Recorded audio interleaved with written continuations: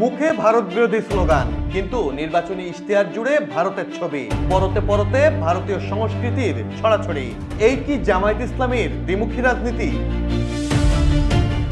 12 ফেব্রুয়ারি জাতীয় নির্বাচনের পাশাপাশি গণভোটের আয়োজন করেছে ডক্টর ইউনূসের নেতৃত্বাধীন অন্তর্বর্তী সরকার। 24-এর 5 আগস্ট শেখ হাসিনার ক্ষমতাচ্যুতির পর আওয়ামী লীগ ছাড়া এবারের নির্বাচন, যেখানে ক্ষমতাচ্যুত প্রধানমন্ত্রী শেখ হাসিনা এখনো রয়েছেন ভারতের আশ্রয়ে। শেখ হাসিনা ইস্যুতে ভারতের বিরুদ্ধে ক্ষোভ রয়েছে দেশের বিভিন্ন রাজনৈতিক দলের। অন্য দলগুলো কৌশলী হলেও ভারত বিরোধী বক্তব্যে সবচেয়ে উচ্চকণ্ঠ জামায়াত ইসলামী। ভারতের আগ্রাসন, হস্তক্ষেপ, এই অভিযোগে নিয়মিত ভারত বিরোধী বক্তব্য দেন জামায়াত নেতারা। কিন্তু বিস্ময়করভাবে দেখা যাচ্ছে যে ভারতের বিরুদ্ধে এত কথা, সেই ভারতেরই ছবি ভরে গেছে জামায়াতের নির্বাচনী ইশতেহারে।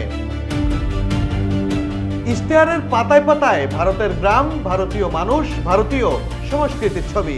বাংলাদেশের বাস্তবতা তুলে ধরার নামে কপি করা হয়েছে ভারতের দৃশ্যচিত্র। খাদ্য অধ্যায়ে ধান শুকানোর যে ছবি, তা কলকাতার এক আলোকচিত্রীর তোলা ভারতের ছবি। আদিবাসী নৃত্যরত ঢুলিদের ছবি, তাও ভারতের। এমনকি বিহার সরকারের পর্যটন বিভাগের পেজে থাকা ছবি। স্কুলে যাওয়া শিশুদের ছবি ভারতের উত্তরপ্রদেশ সরকারের ওয়েবসাইট থেকে নেওয়া। স্বাস্থ্যসেবা ছবিতে মা ও শিশুর দৃশ্য, সেটিও ভারতের একটি স্বাস্থ্যসেবা ওয়েবসাইটের ছবি। রাখালের গরু নিয়ে যাওয়ার ছবি, নারী উদ্যোক্তার ছবি, জেলেদের মাছ ধরা, একটার পর একটা ভারতীয় ছবি বাংলাদেশের বলে ইশতেহারে চালিয়ে দিয়েছে জামায়াত। প্রশ্ন উঠছে, বাংলাদেশে কি ধান ক্ষেত নেই? নওগাঁ, রাজশাহী, চাঁপাইনবাবগঞ্জে কি চালকল নেই? বাংলাদেশে কি আদিবাসী নেই? বাংলাদেশে কি কৃষক, জেলে, নারী উদ্যোক্তা নেই? তাহলে কেন ভারতের ছবি দিয়ে বাংলাদেশের স্বপ্ন বিক্রি? যে দল মুখে ভারত বিরোধিতা করে তারাই ইশতেহার সাজায় ভারতীয় ছবিতে। এই দ্বিচারিতা নিয়ে এখন প্রশ্ন উঠছে সর্বত্র। আল জাজিরার প্রবাসী সাংবাদিক জুলকারনাইন সায়ের প্রশ্ন তুলেছেন, এই ছবি ব্যবহারের অনুমতি নেওয়া হয়েছে কিনা, ফটোগ্রাফারদের রয়্যালিটি দেওয়া হয়েছে কিনা, নাকি ওপেন সোর্স থেকে কপি পেস্ট।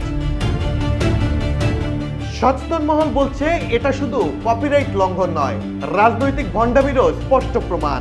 মুখে ভারত বিরোধিতা, পেছনে ভারত প্রীতি। দিনভর বিদ্বেষী বক্তব্যে ভারতকে তুলোধুনো, আবার ভারতের ছবিতেই সাজানো নির্বাচনী ইশতেহার। এই দ্বিচারিতাই কি মুখোশের আড়ালে থাকা জামায়াতের আসল চেহারা? Desk report, people and politics.